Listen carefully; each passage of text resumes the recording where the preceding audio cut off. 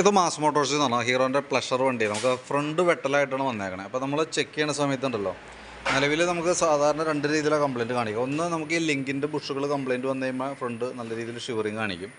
അപ്പോൾ അത് നമ്മൾ ചെക്ക് ചെയ്യുന്ന സമയത്ത് അതിന് കാര്യമായിട്ടുള്ള പ്രശ്നമില്ല. അതായത് ഈ ലിങ്കിൻ്റെ ബുഷിൽ ചെറിയൊരു പ്ലേ ഉണ്ട്, അത് നമുക്ക് ആ കോളർ മാത്രം മാറ്റി റീസെറ്റ് ചെയ്യാം. ബാക്കിയത്തെ ബുഷുകളൊക്കെ നയിച്ച് ഗ്രീസ് ചെയ്താൽ മതി. പിന്നീട് വന്നത് ടയറിൻ്റെയാണ്. അപ്പോൾ നിലവിൽ ഇതിൻ്റെ ടയർ മാറ്റിയിട്ടാലാണ് ആ കംപ്ലയിൻറ്റ് മാറുള്ളൂ കേട്ടോ. പക്ഷേ ടയർ അത്യാവശ്യം കുറച്ചും കൂടി ഉപയോഗിച്ച് തീരാനുണ്ട്.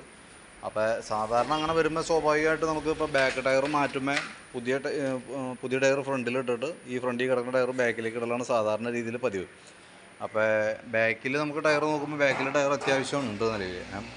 അപ്പോൾ രണ്ട് രീതിയിൽ ചെയ്യാം. ഒന്ന്, നമുക്ക് ടയർ ഇപ്പോൾ കംപ്ലയിൻറ്റ് മാറണമെന്നുണ്ടെങ്കിൽ നമുക്ക് ടയർ മാറ്റണം. അപ്പോൾ ടയർ എടുത്ത് മാറ്റി വെച്ചതിന് ശേഷം പുതിയ ടയർ ഫ്രണ്ടിൽ സെറ്റ് ചെയ്താൽ കംപ്ലയിൻറ്റ് മാറ്റാം. പിന്നെ ടയർ എടുത്ത് വയ്ക്കുക, ബാക്കിൽ തീരുമ്പോൾ ഈ ടയർ ബാക്കിലിട്ട് നമുക്ക് ഉപയോഗിച്ച് തീർക്കാം. അങ്ങനെയാണ് ശരിക്കും ചെയ്യാൻ പറ്റുള്ളൂ കേട്ടോ.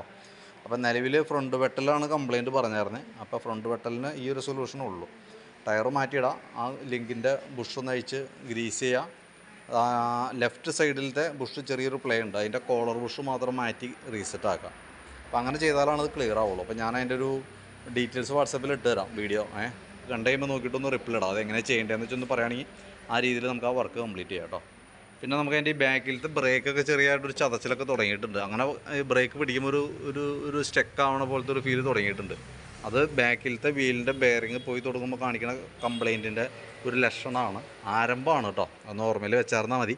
പിന്നീട് എപ്പോഴെങ്കിലും കംപ്ലയിൻസ് ആയിട്ട് കൂടുതലായിട്ട് കംപ്ലയിൻറ്റ് വന്ന സമയത്ത് ചെയ്താൽ മതി. അത് ബാക്കിലത്തെ ഗിയർ, അതായത് ബെയറിംഗ് എന്ന് വെച്ചാലും ഗിയർ ബോക്സ് അഴിച്ചാലാണ് മാറ്റാൻ പറ്റുള്ളൂ. അപ്പോൾ പരമാവധി ഉപയോഗിച്ചതിന് ശേഷം മാറ്റിയാൽ മതി കേട്ടോ.